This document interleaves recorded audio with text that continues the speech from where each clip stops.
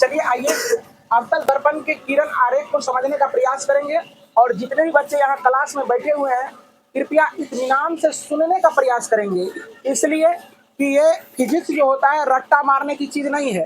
Physics मतलब समझ गए तो ये आसान है और नहीं तो ये डिफिकल्ट लगेगा। इसलिए ध्यान पूर्वक स्थिरता से बिल्कुल दिमाग को अस्थिर करके अगर समझ लिए तो रट्टे की जरूरत नहीं पड़ेगा। तो चलो देखो समझने का प्रयास करते हैं। पहला टॉपिक तुम्हारा ये कह रहा है कि जनरली आपको तीनों को याद रखना है। कितना? 3 को याद रखना है।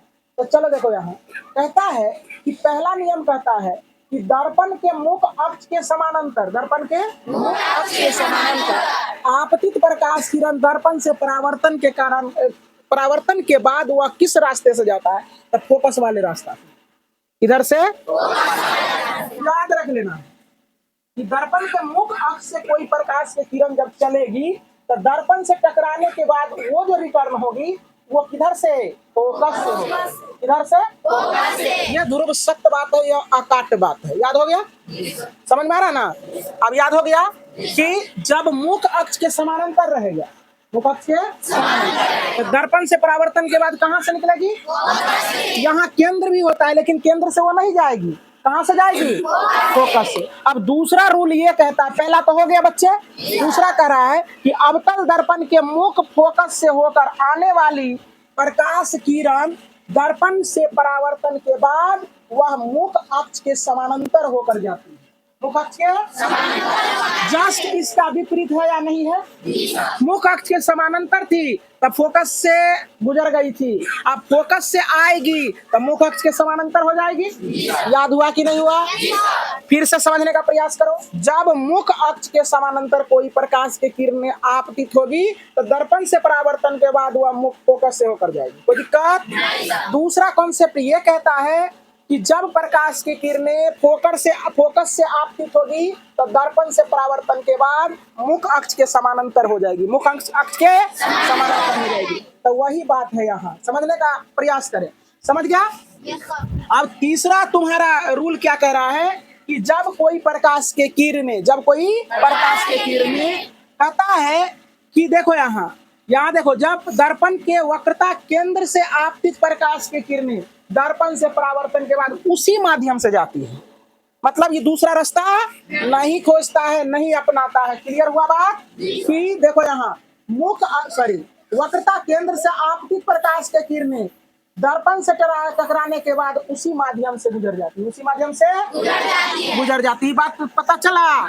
अब देखो तो ध्रुव से अगर इतना ही 3 गो बात तुमको याद रखना है। अब ये चौथा जो है तुम्हारा ये एक्स्ट्रा है। चौथा क्या है? एक्स्ट्रा है। क्या छोटे बोर्ड पर दिख रहा है क्या बच्चे?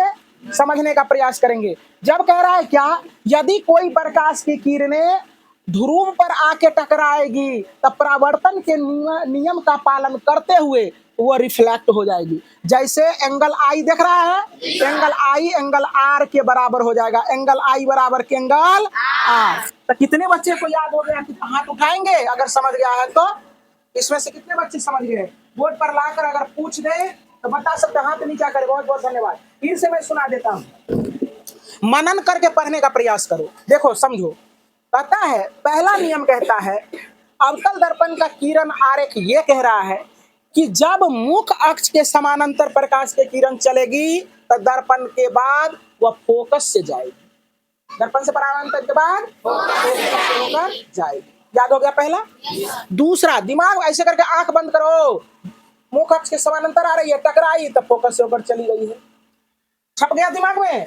अब दूसरा है कि अच्छा फोकस से आपतित हुआ है, अच्छा मुख फोकस से आपतित हुआ तो दर्पण से परावर्तन के बाद मुख अक्ष के समानांतर हो जाएगी। याद हो गया? अब तीसरा कॉन्सेप्ट ये था कि जब कोई प्रकाश की किरण वक्रता केंद्र से होकर आपतित होगी तो दर्पण पर टकराने के पश्चात वो क्या होगी? उसी रास्ते से लौट जाएगी। तीसरा ये है कि जब वह प्रकाश की किरण ध्रुव पर टकराएगी तो परावर्तन, चौथा नियम, ध्रुव पर टकराएगी तो परावर्तन के नियम का पालन करते हुए रिफ्लेक्ट हो जाएगी। मतलब कि कौन एंगल अगर रहेगा आई तक दूसरा एंगल आर आने, दोनों एंगल बराबर हो जाएगा। कोई दिक्कत? समझ में आ गया कि नहीं आ गया? सारे कॉन्सेप्ट क्लियर हो गया? अब कौन बच्चे यहाँ बोल सकते हैं जिसको हेजिटेशन नहीं होता है, ईमानदारी पूर्वक बोल सकते हो, वो बच्चे अगर कोई आना चाहते हो तो हाथ खड़ा करें। जो कि कुमार सोनू कुमार जी अगला टॉपर लगता है कि यही बनेगा, है ना। देखन में छोटन लागे घाव करे गंभीर। और आप लोग जो है ना बैठ के आराम कीजिए। क्या बैठने के लिए ना आए हो? आराम से बैठ के फरमाओ। जब कहेंगे इसमें किसको किसको टॉप करना है तो सब हाथ खड़ा कर लेंगे, लेकिन दो गो शब्द पूछ देंगे तो मुंह बा देंगे, है ना। तो आप बताएंगे कि अभी जो पढ़ा है वो समझ में आ गया है? जी सर। पूरा क्लियर? जी सर। कोई दिक्कत नहीं उसमें? समझ जाता है? अच्छा, इरट्टा मार लिया? नहीं सर। समझ लिया है ना। तो आप बताएंगे कि जब प्रकाश की किरणें फोकस से होकर आपतित होती है तो वह परावर्तन के बाद कैसे जाएगी? समांतर। मुख अक्ष के समानांतर। Very good. अच्छा, दूसरा आपका है कि जब कोई प्रकाश की किरणें मुख अक्ष के समानांतर आपतित होगी तो ना फोकस मुख अक्ष के समानांतर होगी, है ना। परावर्तन के बाद कहाँ से गुजरेगी? फोकस से गुजरेगी। सही बात है। अच्छा, जब कोई प्रकाश की किरण वक्रता केंद्र से आपतित होगी तो परावर्तन के बाद किस रास्ते से जाएगी? उसी रास्ते से जाएगी। बहुत बहुत धन्यवाद, जोरदार ताली। ठीक है, चलिए।